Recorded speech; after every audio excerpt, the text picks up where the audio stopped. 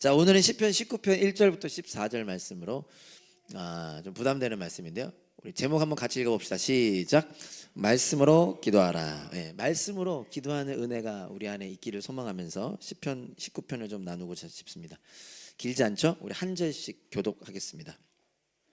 시편 19편 제가 한 절, 여러분들이 한 절 교독하겠습니다. 제가 먼저 읽을게요. 하늘은 하나님의 영광을 드러내고 창공은 그의 솜씨를 알려준다.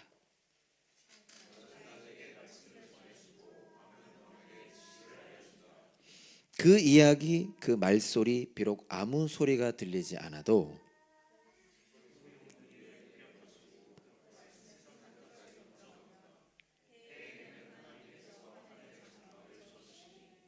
해는 신방에서 나오는 신랑처럼 기뻐하고 제 길을 달리는 용사처럼 즐거워한다.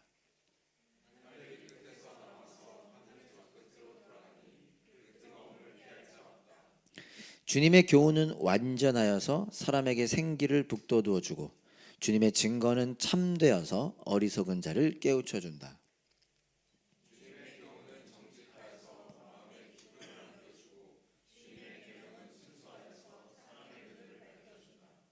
주님의 말씀은 티 없이 맑아서 영원토록 견고히 서 있으며 주님의 법규는 참되어서 한결같이 바르다.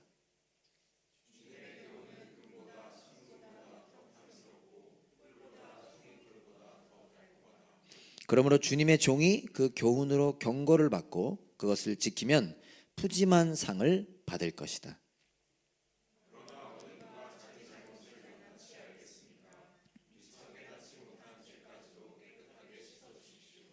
주님의 종이 죄인 줄 알면서도 고의로 죄를 짓지 않도록 막아주셔서 죄의 소나기에 다시는 잡히지 않게 지켜주십시오. 그때야 나는 온전하게 되어서 모든 끔찍한 죄악을 벗어버릴 수 있을 것입니다.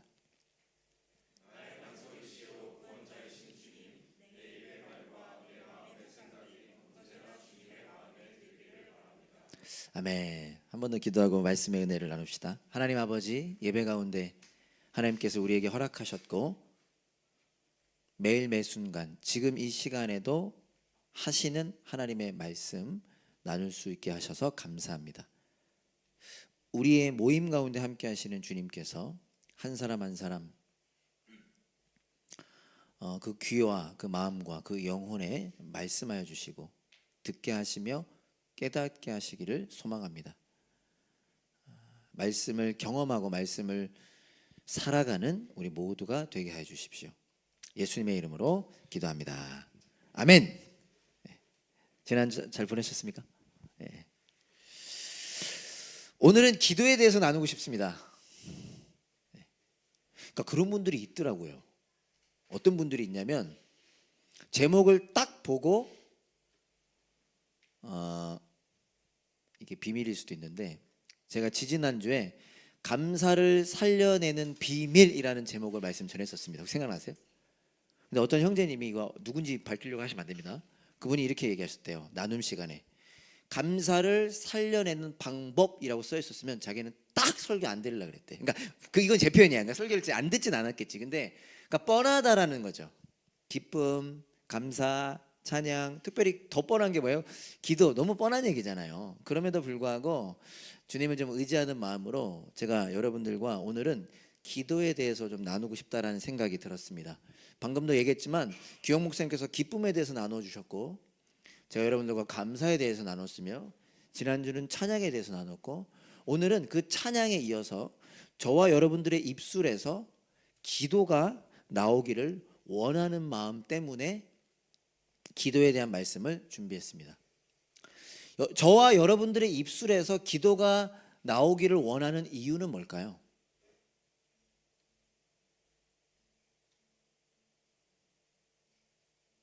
제가 기도하자라고 말하고자 하는 이유는 뭘까요? 뭐 여러 가지 있겠죠. 여러분 다 아시겠죠? 최근 통독에서 나왔던 말씀인데 시편 116편 2절에 보면 이런 말씀이 있습니다. 시편 116편 2절에 보면요. 많은 분들이 읽으셨을 텐데 나에게 귀를 기울여 주시니 내가 평생토록 기도하겠습니다라는 말씀이 있었습니다. 그러니까 본인이 평생토록 기도하겠다라는 거예요. 왜요? 왜 기도하죠? 벽에다가 대고 기도하는 거면 안 하는데, 기도하는 이유가 어디에 있냐면 나에게 귀를 기울여 주시기 때문에. 누가요? 하나님께서요. 116편 5절에는 이런 말씀이 있습니다. 주님은 은혜로우시고 의로우시며 우리의 하나님은 긍휼이 많으신 분이다.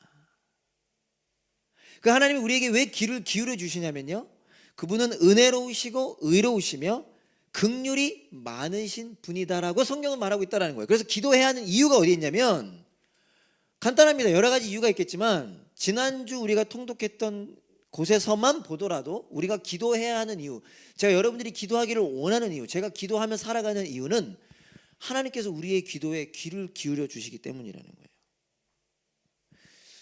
그분은 우리가 예수님의 이름으로 기도할 수 있는 특권을 주셨습니다. 제가 아마 준비는 안 한 것 같은데 3주 전이었죠. 규영 목사님께서 기쁨에 대한 설교를 하실 때 언급됐던 말씀인데 요한복음 16장 24절에 보면 이런 말씀이 있습니다. 제가 한번 더 읽어드릴게요. 한번 들어보세요.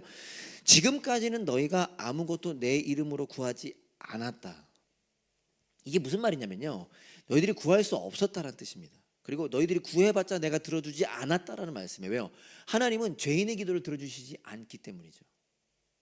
그런데 예수님께서 뭐라고 말씀하시죠? 구하여라. 이제부터는 구하라는 거예요. 그러면 받을 것이다. 그래서 너희의 기쁨이 넘치게 될 것이다.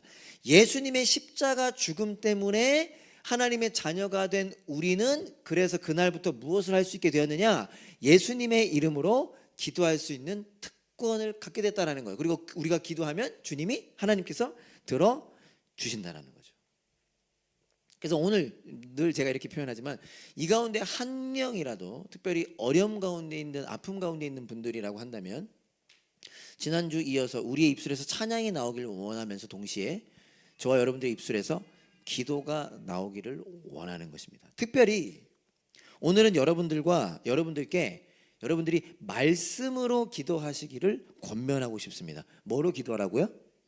말씀으로 기도하기를 원합니다. 그래서 오늘 제목이 말씀으로 기도하라 했잖아요. 이미 들은 분들이 계실 겁니다. 특별히 몇 년 전에 제가 이 책으로 몇 년 전에 저희 교회 식구들과 그 성경 공부를 한 적이 있고요. 제가 생명의 삶 시간에는 이 책을 좀 간단히 소개해드렸는데, 이 책이 제가 보면 얇은 책이죠. 여러분 얇은 책 좋아하시죠? 네, 두꺼운 책 읽기 힘드니까. 저도 얇은 책 좋아합니다. 오늘부터 다시 기도라는 책이에요. 오늘부터 다시 기도. 만약에 이 책을 읽기 원하는 분들은 예배 후에 가져가십시오. 아무나 가져가시면 됩니다. 여기 누가 가져가서 낙서도 했는데 어쨌든 낙서 아니고 요약. 영어 제목은 Praying the Bible입니다. 이게 원 제목이에요. Praying the Bible. 성경을 기도하라. 맞나요? 제가 영어가 좀 짧아서 성경을 기도하라. 근데 이거를 이제 번역은 뭐 의미가 있는 것 같으면서도 조금 의미는 또 다른 의미가 생겼는데, 오늘부터 다시 기도인데, 이 책은요 간단합니다. 무슨 책이냐? Praying the Bible. 말씀, 그 제목 그대로 말씀 기도에 대해서 다루고 있습니다. 그러면서 이 책을 도널드 휘튼이라는 분이 썼거든요. 이 저자는 뭐라고 서두에 뭐라고 말하냐면, 잘 들어보세요. 여러분들 모두에게 해당이 되진 않을 거지만 그렇게 아니길 바라지만 많은 분들이 해당될 수 있습니다. 이분이 이렇게 표현해. 거듭난 사람이라면 기도하는 삶을 살 수밖에 없다. 이렇게 표현해요. 거듭난 사람이 뭐죠? 예수를 믿는 사람이라면, 예수님 믿으세요? 예, 믿습니다라고 말한다면 기도하는 삶을 살 수밖에 없다. 그럼 문제가 생겨. 왜? 나 기도 안 하고 있거든. 아닌가요? 저의 옛날 경험일 뿐인가요? 혹시나 여러분 스스로를 너무 자책하지 마시고, 여러 가지 이유가 있을 수 있습니다. 근데 이분은 표현해요. 그렇게 거듭난 사람이란 기도할 수밖에 없다. 근데 그러면서 이렇게 얘기해요. 거듭났음에도 불구하고 기도하지 않는 이유는 뭘까? 그럼 그 얘기는 뭐예요? 자기 주위에도, 자기도 그랬고, 거듭났지만 예수님 믿지만 기도하지 않는 사람, 기도하지 않은 시간들이 많았다라는 거죠. 본인의 경험이기도, 저의 경험이기도 합니다. 그래서 이렇게 질문하는 거예요. 거듭났지만 기도하지 않는 이유는 뭘까? 그러면서 이분은 이렇게 대답합니다. 거듭난 사람이, 쉬운 말로 예수님을 믿는 사람이 기도하지 않는 주된 이유는 기도가 지루하기 때문이다. 좀 위로가 되나요? 기도할 때 진부하고 뻔한 일에 대해 진부하고 뻔한 말을 반복하기 때문이다. 그러니까 쉽게 말해서 무슨 말이냐면요, 기도하지 않는 이유가 나 자신에게 문제가 있는 게 아니라 기도하는 방법에 문제가 있다라고 이분은 지적합니다. 이분의 말이 다는 아니겠지만 일리가 있는 말이죠. 저는 동의하고요. 많은 사람들이 예수님을 믿음에도 불구하고 기도하지 않고 있는데 어떤 의미에서 기도를 하지 못하는 거고, 그 이유는 기도의 방법에 문제가 있다라는 거예요. 그러면서 그분은 그 해결책으로 제시하는 것이 무엇이겠어요? 말씀으로 기도하라라고 이야기하고, 더 쉽게 설명한다면 성경 구절로 기도하라라고 권면합니다. 방법은 간단합니다. 그분 문제가 어디서 봉착하냐면 성경을 읽어야 되겠죠. 근데 저희 교회만 해도 지금 많은 사람들이 성경 통독하고 있으니까 많은 분들에게 해당이 될 텐데, 성경을 먼저 읽어요. 그리고요, 읽은 구절을 기도로 바꾸는 겁니다. 그리고 기도로 바꿔서 기도하는 거예요. 읽은 구절 그대로를 그냥 기도처럼 따라할 수도 있고요, 어떤 말씀을 읽었는데 내 마음에 떠오르는 생각이 있을 거 아닙니까? 그러면 그 생각나는 것을, 마음에 떠오른 것을 기도로 바꿔서 기도할 수도 있다는 것입니다. 그러니까 뭔가가 떠오르지 않을 때는 어떻게 할까요? 떠오르도록 막 고민해야 될까요? 떠오르지 않을 땐 다음 절로 가라고 이야기합니다. 좋죠? 다음 절로 가라. 이해 안 되면 다음 절로 가라. 그리고 그 다음 절로 기도해라. 또 이해가 안 되면, 또 떠오르지 않으면 다음 절로 가라. 이렇게 하는 것이죠. 자, 여러분들 도움을 드리고자 오늘은 이 말씀을 기도하는 거에 집중을 하는 거니까요, 시편 23편을 예로 좀 드려보겠습니다. 자, 제가 이 시편 1절부터 3절까지 한번 쫙 읽어볼 테니까 여러분들의 마음에 떠오르는 게 있는지 없는지를 한번 찾아보십시오. 제가 친절하게 아름다운 목소리로 농담입니다.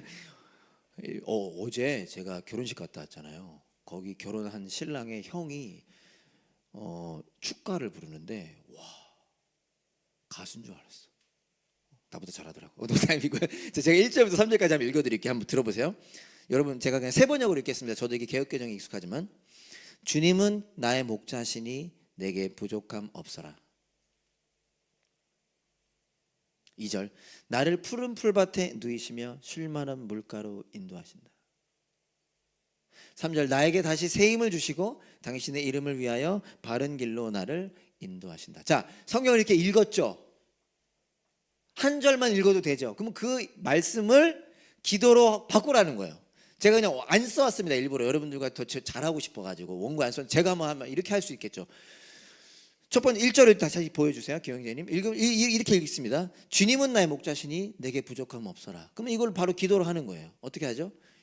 하나님, 예수님께서 저의 목자이십니다. 이렇게 기도할 수 있죠. 어떤 생각이 떠오를까요? 주님이 나의 선한 목자이십니다. 저는 주님의 양입니다. 이게 기도죠. 그 양은 그 목자의 음성을 듣는다고 했습니다. 목자는 양을 안다고 말씀하셨습니다. 저를 붙잡아 주십시오. 이렇게 기도할 수 있겠죠. 내게 부족함 없어라. 이건 더 기도로 이어질 수 있죠. 왜? 우리는 맨날 부족함을 누리며 살잖아요. 주님, 제가 부족하게 느껴집니다. 내 안에 부족함이 없다고 고백되어지지 않습니다. 주님, 저를 불쌍히 여겨주십시오. 편안과 평안이 다르다라는 사실을 깨닫게 해주십시오. 제가 이거 안 써왔거든요. 이렇게 기도할 수 있는, 그럼 벌써요. 기도가 시간이 중요한 거 아니지만 여러분들 기도 못하는데 벌써 30초가 지나갑니다. 그죠? 여러분들도 어떤 생각들이 또 모르겠으면 그냥 읽으면 돼요. 아니면 넘어가. 그럼 너 모르겠으면 2절로 넘어가. 2절은 뭐죠? 나를 푸른 풀밭에 누이시며 쉴 마른 물가로 인도하신다. 어떻게 기도할 수 있어요? 주님, 저를 푸른 풀밭에 누워 주십시오. 제가 지금 사막 가운데 있는 것 같습니다. 제가 광야 가운데 있는 것 같습니다. 그러니까 주님 안에 있으면 그것이 푸른 풀밭이라는 사실을 다시 한번 기억합니다. 제가 이런 어려운 일이 있었습니다. 지금도 그 어려운 일 가운데 있습니다. 주님, 저를 인도해 주십시오. 이렇게 기도할 수 있죠. 3절. 제가 3절 한번 읽어볼게요. 여러분들이 한번 여러분의 마음으로 기도해 보십시오. 3절 제가 한번 읽어볼게요. 나에게, 이건 더 쉽다, 그죠? 나에게 다시 새 힘을 주시고 당신의 이름을 위하여 바른 길로 나를 인도하신다. 자, 여러분들이 한번 기도해 보세요. 여러분들 말로 기도해 보세요. 마음속으로. 제가 시간 좀 드리겠습니다.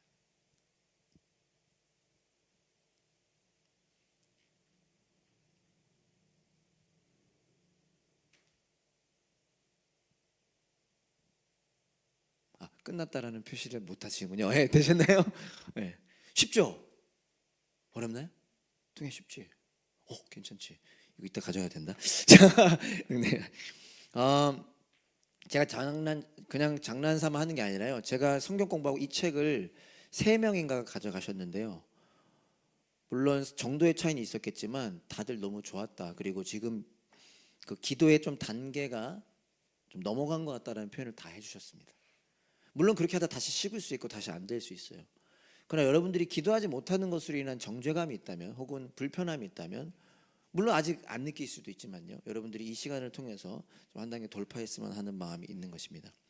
자, 제가 얘도 시편 23편으로 가지고 왔는데 성경 66권으로 다 말씀으로 기도할 수 있거든요. 저도 그리고 매일매일 말씀으로 기도를 하는데 성경 구절로 말씀으로 기도하게 함에 있어서 가장 좋은 책은 시편입니다. 오늘부터 다시 기도라고 하는 책, 이 책의 저자인 도널드 휘트니는 이렇게 말합니다. 한번 들어보세요. 시편을 쉽게 기도에 사용할 수 있는 이유 중 하나는 여러분이 인생에서 경험하는 모든 감정을 150편의 시편 안에서 다 만날 수 있기 때문입니다. 하나님께서는 영혼의 모든 탄식을 포괄하도록 시편에 영감을 불어넣으셨습니다 라고 말합니다. 그러니까 시편에 다윗도 시편을 많이 지었고 수많은 저자들이 시편을 기록했는데 때로는 기쁨으로, 때로는 감사로, 때로는 억울함으로, 때로는 눈물로, 때로는 아픔으로 다양한 상황 속에서 시편을 기록하고 있잖아요. 그러니까 우리도 다양한 상황 속에서 이 시편이 우리를 그 기도로 인도한다는 뜻이죠. 시편은 말 그대로 영어로는 psalm이라고 하는데요. 말 그대로 시이자 노래입니다. 히브리 제목으로 한다면 찬양 노래라는 뜻일 수도 있어요. 하나님의 사람들이 하나님께 기도하고 하나님께 찬양하고 하나님께 감사하고 때로는 아파하고 탄식하고 토로하고 막 부르짖는 고백들이 시편입니다. 그래서 팀 켈러 목사님은요 시편에 대해서 이렇게 말씀하셨습니다. 여러분 시편을 묵상하십시오. 시편은 이런 말을 했어요. 자동으로 우리를 기도로 이어지게 하고, 물론 안 그런 분도 계실 수 있겠지만 신학을 기도와 잘 연결시켜 줍니다. 그러니까 우리를 기도하게 하며 건강한 기도를 하게 해주는 게 시편이라는 거죠. 때로는 여러분 시편이요 기도 자체인 경우도 많아요. 그냥 그걸로 기도하셔도 됩니다. 그죠? 존 파이퍼 목사님은 이런 말을 하셨습니다. 시편은 가장 높고 위대하신 하나님께 우리의 마음을 이끕니다. 우리의 감정이 하나님을 더욱 열망하게 하고 우리의 생각이 하나님을 더욱 명확하게 이해하게 합니다. 좀 비슷한 말이죠. 여러분들을 사랑으로 권면하고 싶어요. 물론 여러분들에게 불필요한 부담을 드리고 싶지는 않은데요. 오늘부터 성경 통독을 안 하고 있다면, 성경을 평소에 안 읽고 계신다고 한다면, 읽고 있으면 그냥 여러분 방법으로 읽으시고요. 하루에 시편 한 편을 읽어보시기를 권면합니다. 이분은 또 시편을 이렇게 표로 짰는데요. 하루에 3편씩인가 읽으면 한 달에 시편 다 읽더라고. 여러분들 3편까지는 아니더라도 시편을 하루에 한 편을 읽고, 저도 최대한 정말 바쁘지 않으면 일어나자마자 시편 한 편을 꼭 읽습니다. 그래서 그날 날짜 시편 읽어요. 제가 읽는데 중요한 건 뭐냐면, 여러분 시편을 읽은다면 이 시편이 우리로 하여금 건강한 기도로 이끈다고 했잖아요. 그 시편의 구절들로 하나님께 기도해 보시기를 권면합니다. 때로는 바쁘면 한 절로만 해도 되고요. 때로는 10절로 해도 되고요. 뭐 다양한 방법을 할 수 있겠죠. 때로는 하나님을 기뻐하고 찬양해도 되고요. 때로는 하나님께 감사를 고백하고, 때로는 아파하고, 때로는 힘들어하는 고백들로 이런 시간들을 통해서 여러분들의 감정이 하나님을 열망하게 되고 여러분들의 생각이 하나님을 더욱 이해하게 되기를 소망합니다. 오늘 하나님의 은혜 속에 여러분들 안에 그런 일들이 일어날 수 있기를 소망합니다. 그런 의미에서요, 오늘은 시편 19편을 여러분들과 간단하게 살펴보고자 합니다. 저와 여러분들의 삶이 말씀으로 기도하는 삶이 되기를 소망하는 마음으로 오늘은 어떤 시편을 나눌까 고민하다가 시편 19편을 간단하게 준비했습니다. C.S. 루이스라고 들어보셨나요? 그분의 말이긴 하지만 이 시편 19편을 그분의 책에서 시편 가운데 가장 위대한 시라고 꼽았습니다. 이 시편 19편을 세상에서 가장 뛰어난 서정시라고 표현을 했는데, 뭐 그게 중요한 게 아니라 그만큼 저와 여러분들에게 우리에게 은혜가 되는 시라는 뜻이겠죠. 성경 있는 분들은 핸드폰으로든 성경으로도 한번 보실까요? 시편 19편 위에 제목이 있습니다. 제목이 뭐라고 돼 있죠? 제목이 뭐라고 돼 있죠? 거긴 제목이 없나요? 별이가 제목이 뭐라 돼 있나요? 예, 여러분 대부분 다 있을 겁니다. 정말 오래된 버전이 아니고 근데 이 시편 19편의 제목이요, 창조에 나타난 하나님의 영광과 하나님의 선한 율법입니다. 이 시편을 여러 개로 나눌 수 있고, 저도 좀 자세히 설교한다면 세 부분으로 나누고 싶지만 오늘은 간단하게 두 부분으로 나누어서 여러분들과 은혜를 좀 나누고 싶은데요. 첫 번째는 1절부터 6절까지 창조를 보며 기도하기, 두 번째는 7절부터 11절까지 말씀을 보며 기도하기입니다. 말 그대로 저 여러분들이 한 주간의 삶이 어떻게 되기를 바라느냐, 첫 번째 창조를 보면서 기도하는 삶이 되기를 원하고요, 두 번째로 말씀을 보며 기도하는 삶이 되기를 원하는 것입니다. 간단하게 좀 나누고 말씀을 마칠까 하면, 첫 번째 창조를 보며 기도하기, 한번 따라해 주시겠어요? 창조를 보며 기도하기. 1절부터 6절까지 한 번 더 읽어보겠습니다. 읽을 수 있는 분들만, 눈으로 마음으로 입술로 저랑 같이 읽으실 분들은 1절부터 6절 다시 한번, 제가 설명을 자세히 하지는 않을 거니까요, 한번 천천히, 여러분 어렵지 않을 겁니다. 1절부터 6절까지 한번 보도록 하겠습니다. 시작. 하늘은 하나님의 영광을 드러내고 창공은 그의 솜씨를 알려준다. 낮은 낮에게 말씀을 전해주고 밤은 밤에게 지식을 알려준다. 그 이야기, 그 말소리, 비록 아무 소리가 들리지 않아도 그 소리 온 누리에 울려 퍼지고 그 말씀 세상 끝까지 번져간다. 해에게는 하나님께서 하늘에 장막을 쳐주시니 해는 신방에서 나오는 신랑처럼 기뻐하고 제 길을 달리는 용사처럼 즐거워한다. 하늘 이 끝에서 나와서 하늘 저 끝으로 돌아가니 그 뜨거움을 피할 자 없다. 이 시를 다윗이 썼습니다. 많은 학자들에게 가장 뛰어난 시라고 고백하는 시인데, 표현되는 시인데요, 다윗은 지금 이 시편을 통해서 뭐라고 말하고 있냐면, 무엇을 언급하고 있냐면 자연, 더 정확하게는 창조 세계를 언급하고 있습니다. 사실 엄밀히 말하면 자연이라는 단어를 우리는 잘 사용하지 않죠. 그러나 상관없습니다. 스스로 있다는 뜻이 자연이다 보니까 우리는 창조 세계라고 표현하지만 어떤 의미에서는 좀 어려운 표현일 수도 있으니까 우리도 자연이라고 하는 말을 사용하는 게 전혀 무관하지만, 오늘은 한 번 더 우리의 기억하기 위해서 다윗이 창조 세계를 언급해요. 하나님이 창조하신 세계를 언급합니다. 특별히 뭘 언급하죠? 먼저는 하늘 언급하죠. 하나님의 영광을 드러내고 창공, 다른 말로 우주, 그의 솜씨를 알려준다. 낮이 낮에게 말하고 밤에 말하고, 낮과 밤에 대해서 언급하고요, 그리고 하늘에 있는 해에 대해서 언급합니다. 중요한 건 뭐냐면, 이렇게 하늘, 우주, 낮과 밤, 해에 대해서 언급하면서 무엇을 지금 이야기하고 있는 거예요? 이런 것들, 하나님이 창조하신 세계, 피조 세계가 말을 한다는 거예요. 3절에 보면 그 이야기, 그 말소리, 비록 아무 소리가 들리지 않아도 4절에 그 소리 온 누리에 울려 퍼지고 그 말씀 세상 끝까지 번져간다. 이 피조 세계가 말을 한다는 거예요. 비록 우리가 이 귀로, 육성으로 들리지는 않지만 온 누리에 울려 퍼지는 말이 있다라는 거예요. 들리지 않는 말이 있다라는 거죠. 근데 그 말이 뭐라고 표현합니까? 하나님의 영광, 하나님의 솜씨, 다른 말로 신비, 하나님의 계획을 말하고 있다라는 거예요. 그러니까 다시 말해서 다윗이 지금 무엇을 이야기하고 있는 거냐면, 하나님께서 본인이 경험한 거죠. 이런 피조 세계를 통해, 온 우주 만물을 통해 하나님에 대해서 알려주고 있다라고 말합니다. 이것은 성경 곳곳에서 언급되고 있죠. 로마서에서 특별히 우리가 잘 아는 말씀이죠. 우리는 이것을 어떻게 알 수 있느냐? 어떻게 알 수 있나요? 창조 세계가, 이 피조 세계가 하나님에 대해서 우리에게 알려주고 있다는 걸 우리는 어떻게 알 수 있죠? 믿음으로 알 수 있습니다. 저와 여러분들이 예수를 믿는다고 한다면 그래서 우리의 의지가 아니요, 우리 힘이 아니요, 그분의 은혜로, 은혜의 선물이라 그랬잖아요. 하나님의 계획 속에 하나님의 은혜로 십자가와 부활의 은혜로 저와 여러분들에게 믿음이라고 하는 것을 선물해 주셨습니다. 그 믿음으로 우리는 이 자연 창조 세계, 피조 세계가 우리에게 말을 하고 있다는 사실을 알 수 있게 된다는 것입니다.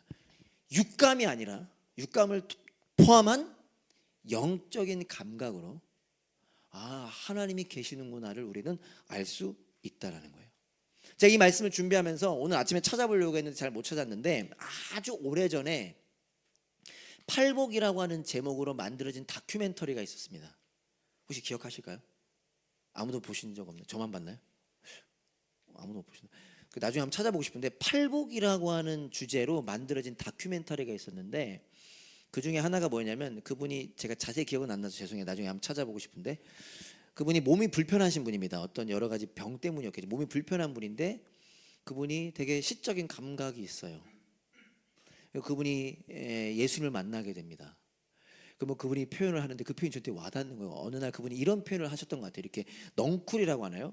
넝쿨을 그분이 지나가는데 수많은 손들이 자기를 반겨준다라고 표현을 하더라고요. 그분은 늘 혼자 살고 사람들이 보이지 않는 곳에 사는 분인데, 그러면서 어떤 말씀을 하냐면 나뭇가지 흔들리는 이 나무 잎을 보면서 이 나뭇잎을 보라고 하나님을 찬양하고 있다고. 그게 그분의 영적인 눈으로는 보이는 거죠. 여러분, 저와 여러분들도 이것을 알 수 있습니다. 근데 중요한 건 뭐냐면요, 이 창조의 핵심이 무엇이냐라는 거예요. 하나님이 하늘도 만드시고 우주도 만드시고 낮과 밤도 만드시고 해도 만드시고 했는데, 이렇게 하나님께서 만드신 자연 만물이 저와 여러분들에게 무엇을 알려주냐라는 겁니다. 뭘 알려줄까요? 만만하면 이 하나님이 만드신 이 세계가 저와 여러분들에게 무엇을 알려줄까요? 가장 핵심 중에 핵심은 무엇일까요? 그것은 바로 하나님께서 나를 만드셨다는 사실이죠. 하나님께서 나를 만드셨다. 창세기 1장 26절에 보면 이런 말씀이 있습니다. 제가 한번 읽어볼게요. 하나님께서 말씀하시기를 우리가 우리의 형상을 따라서 우리의 모양대로 사람을 만들자. 창세기 1장 31절도 제가 한번 읽어보겠습니다. 하나님이 손수 만드신 모든 것을 보시니 보시기에 참 좋았다. 여러분, 오늘 다시 기억하길 원합니다. 우리가 어떤 존재냐면요, 하나님께서 하나님의 형상을 따라 직접 만드신 존재가 우리라는 거예요. 흙으로 빚으시고 생기를 불어넣으셨죠. 그리고 아담과 하와에게 뭐라고 말씀하시죠? 여기 있는 모든 것을 너희가 다스려라. 내 것인데 너희에게 맡기겠다. 여러분, 우리가 오늘 이 첫 번째 타이틀이 뭐였죠? 창조를 보며 기억하기라고 제가 정했는데요, 우리가 하나님 만드신 창조 세계를 보면요, 무엇을 알 수 있냐면요, 하나님이 우리를 만드셨다는 사실을 기억하게 됩니다. 그래서 그것 무엇을 의미하냐? 우리가 하나님께 그런 의미가 있는 존재라는 사실입니다. 저는 오늘 이 말씀을 고통 가운데 있는 한 사람을 생각하면서 준비했습니다. 지난주 말씀도요. 물론 여러분 모두에게 해당되지만, 아무것도 할 수 없을 때 찬양하는 입술이 되길 원하고, 아무도 그 사람에게 위로가 되지 않을 때, 제가 여러 번 강조하죠. 여러분 주위에요, 진짜 여러분들이 상상할 수 없는 어려움 속에 있는 분들이 많아요. 우리 교회 안에도요. 오늘 이 예배 시간에도 있을 수 있습니다. 그분들이 무엇을 기억하길 원하냐면, 아무리 이 삶은 힘들어도 하나님께 나는 존귀한 존재다. 나에게 일어난 이 일들이 너무 나를 혼란스럽게 만들어도 우리가 기억해야 되는 사실은 무엇이냐?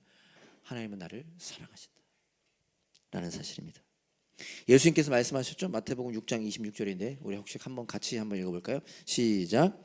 공중의 새를 보아라. 씨를 뿌리지도 않고 거두지도 않고 곳간에 모아들이지도 않으나 너희 하늘 아버지께서 그것들을 먹이신다. 너희는 새보다 귀하지 아니하냐. 예수님께서 오늘 말씀하세요. 공중의 새를 보아라. 들에 핀 꽃을 보아라. 그러면서 말씀하세요.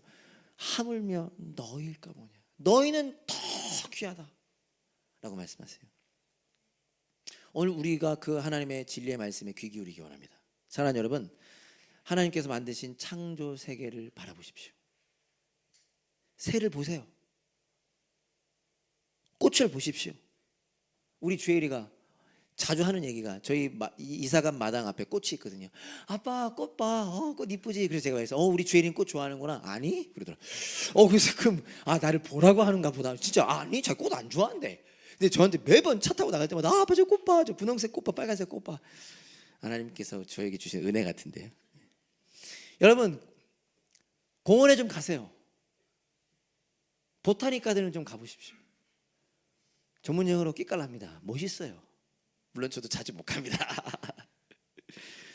바다를 좀 가보세요. 멜번 얼마나 아름답습니까, 바다가. 가서 맨날 인스타그램 올려가 찍어서 올릴 생각만 하지 마시고 가서 보세요. 하나님 만드셨구나. 그리고 하나님의 음성에 귀를 기울여 보세요. 분명히 반드시 이런 음성이 있습니다. 내가 너를 사랑한다. 너는 나의 아들이다. 너는 나의 딸이다.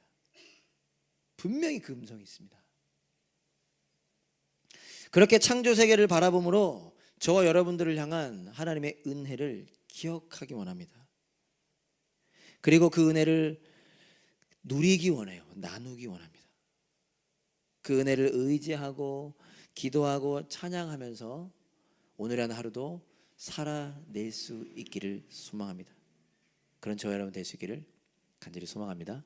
옆 사람 바라보면서 이렇게 격려합시다. 우리 창조 세계를 한번 바라봅시다. 내일 공원 한번 가보세요. 자, 두 번째 뭐죠? 말씀을 보며 기도하기. 한번 따라해 주시겠어요? 말씀을 보며 기도하기. 그러니까 창조를 보면서 인스타그램 하라는 거 아니에요. 인스타 하는 건 괜찮아요. 근데 그것만 하지 말고 그거 하다가 정신도 좀 막 잘 찍으려고만 하다가 또 피곤해 집에 가면.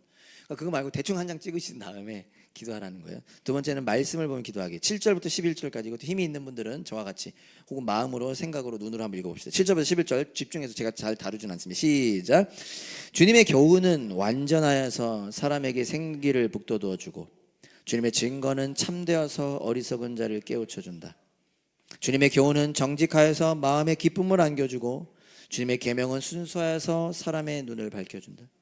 주님의 말씀은 티없이 맑아서 영원토록 견고히 서 있으며 주님의 법규는 참되어서 한결같이 바르다. 주님의 교훈은 금보다 순금보다 더 탐스럽고 꿀보다 송이꿀보다 더 달콤하다. 그러므로 주님의 종이 그 교훈으로 경고를 받고 그것을 지키면 푸짐한 상을 받을 것이다. 아멘. 하나님의 창조보다 하나님에 대해서 더 하나님을 알려주는 것이 있습니다. 뭘까요? 저 높은 하늘보다 저 넓은 푸른 바다보다 하나님에 대해서 더 알려주는 것이 있습니다. 뭐죠? 오늘 아주 대답 안 하기로 결단한 것이 있으니까 말씀! 그거 모르는 분 없겠지. 말씀, 성경 말씀입니다. 다윗은 이 말씀을 뭐라고까지 표현하죠? 우리에게 전혀 와닿지 않는 고백을 하죠. 하나님의 말씀을 이렇게 표현합니다. 금보다 귀하고 꿀보다 달다. 근석이가 금목걸이 차고 있잖아요. 저게 성경 말씀보다 더 귀할까요? 성경 말씀 귀할까요? 꿀, 여러분 꿀 좋아하세요? 꿀, 저도 꿀 좋아하거든요. 꿀보다 다나요? 나는 성경 말씀이 꿀보다 달다. 네. 이게 어떤 의미인지 아시죠? 누가 진짜 와서 나한테 물어봤어. 목사님 진지하게, 정말 그분 되게 진지한 분이거든요. 여기 없어서 말할 수 있는 거예요. 2부 예배 계신데 정말 진지한 분이, 그분이 엄청 심각한 표정으로 나한테 와서 얘기했어. 목사님 진짜 성경 말씀이 꿀보다 답니까? 그랬더니 이건 또 뭐지? 그 뜻이 아니고 귀하다는 뜻입니다. 하고 돌아가셨어요. 어떻게 꿀보다 답니까? 졸리지. 그러나 그만큼 중요하다는 뜻이죠. 생명이 있다는 뜻이죠. 금보다 귀하고 꿀보다 달다라고 말하신 이유가 오늘 성경에서 6가지로 표현됩니다. 성경이 무엇인지에 대해서 표현하는 가장 아름다운 표현 중에 하나가 바로 이 시편 19편에 나옵니다. 자, 다시 한번 표현해야죠. 왜 성경 말씀이 중요하냐? 이게 왜 금보다 귀하고 꿀보다 다냐? 하나님의 말씀은요, 한번 그냥 들어보세요. 완전해서 생기를 북돋워 준대요. 참되어서, 다른 말로 확실해서 어리석은 자를 깨우쳐 줍니다. 정직해서 나에게 기쁨을 안겨주고요, 순수해서 나의 눈을 밝혀줍니다. 티 없이 맑아 영원하고 진실해서 한결같습니다. 요약해 본다면 이것입니다. 하나님의 말씀은 우리의 영혼을 살아나게 하는데 이 하나님의 말씀이 영원하고 한결같대요. 어제 있다 오늘 사라지는 게 아니라 이 사람에게는 임하고 저 사람에게는 안 임하는 게 아니라 나의 영혼을 살릴 수 있는 유일한 방법인데 영원하고 한결같으며 모두에게 향하고 있다라고 이야기합니다. 감사했던 것이 엊그제 금요일 날 지선 전도사님이 오셨었습니다. 그분이 이런 얘기를 했었어요. 제가 그분의 삶의 스토리를 듣고 눈물을 안 흘릴 수가 없더라고요. 어떻게 저런 삶을 살아내실 수 있었을까? 근데 그분이 뭐라고 말씀하셨죠? 그냥 한 번만 가봐야 되겠다라고 하고 새벽 기도를 갔는데 그 다음에 독일 가기로 결정되어 있었는데 그 새벽 기도에 뭐가 들어온 거예요? 하나님의 말씀이 들어온 거예요. 그래서 그 다음날도 새벽 기도, 그 다음날도 새벽 기도. 언제 어떤 방법으로 우리의 영혼에 들어올지는 모르지만 그 지선 전사님에게 임했던 것처럼 그 하나님의 말씀은요 살아있고 능력 있는 말씀이라서요. 하나님의 영감, 감동으로 된 것이라서 그 말씀이 어느 날 어느 때에 나의 영혼에 딱 들어오면요 그 영혼이 그 말씀이 우리의 영혼을 살린다라는 거예요. 우리를 거듭나게 한다라는 것입니다. 성경에 수많은 영혼들을 살렸던 것처럼 종교개혁자들을 그 단 하나의 말씀이 그들의 삶을 변화시켰던 것처럼 금보다 귀하고 꿀보다 단 이 하나의 말씀이요 우리 영혼을 살릴 뿐만 아니라 회복하며 자라나게 한다는 것이죠. 그것이 영원하고 한결같다는 것이죠. 이 성경이 저와 여러분들에게 오늘도 무엇을 말하고 있는가? 그 핵심을 이렇게 한 말씀으로 표현할 수 있습니다. 요한복음 3장 16절이죠. 다 같이 한번 읽어보겠습니다. 다 같이 시작. 하나님께서 세상을 이처럼 사랑하셔서 외아들을 주셨으니 이는 그를 믿는 사람마다 멸망하지 않고 영생을 얻게 하려 하는 것이다. 성경 66권을 한마디로 요약한다면 이 말씀이라고 할 수 있겠죠. 하나님 세상을 이처럼 사랑하사 독생자 예수 그리스도를 우리에게 주셨으니 이는 그를 믿는 자마다 멸망하지 않고 영생을 얻게 하려 하십니다. 사랑하는 여러분, 말씀을 보기 원합니다. 말씀을 읽고 묵상하고 듣는 것을 통해 저와 여러분들을 향한 하나님의 은혜를 경험하고 기억하기 원합니다. 그리고 그 은혜를 의지하고 깨어 있음으로 오늘을 살아내기 원합니다. 그런 저와 여러분 될 수 있기를 간절히 소망합니다. 말씀을 마치겠습니다. 13절에 보면 창조와 말씀에 대해서 언급했던 다윗이 갑자기 죄에 대해서 언급을 합니다. 제가 12절부터 한번 읽어볼게요. 그러나 어느 누가 자기 잘못을 낱낱이 알겠습니까? 미처 깨닫지 못한 죄까지도 깨끗하게 씻어 주십시오. 이게 무슨 말이냐면요, 다윗이 자기의 모습을 발견한 거예요. 어떤 모습을? 미처 모른 채 죄 짓고 있다는 사실을요. 근데 그 다음엔 더 놀라운 이야기를 합니다. 13절에 보면 주님의 종이 죄인 줄 알면서도 고의로 죄를 짓지 않도록 막아주십시오. 이게 무슨 뜻이에요? 다윗이 어떤 때가 있었던 거예요? 고의로 죄를 지은 때가 있었던 것이죠.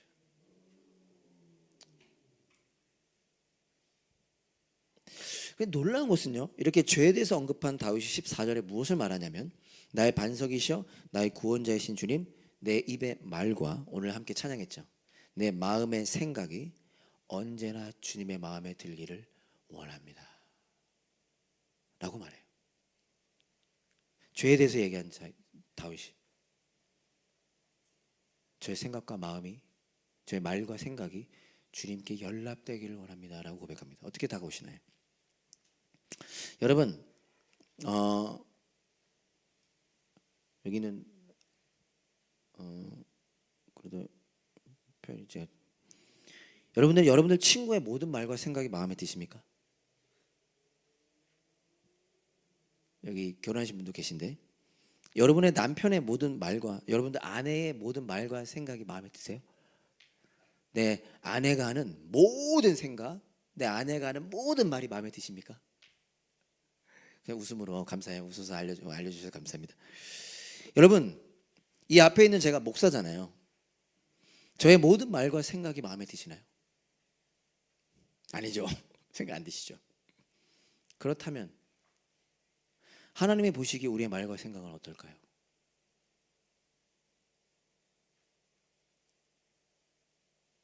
죄와는 거리가 머신 그 하나님께서 죄투성인 우리의 마음과 생각을 보시면 어떠실까요?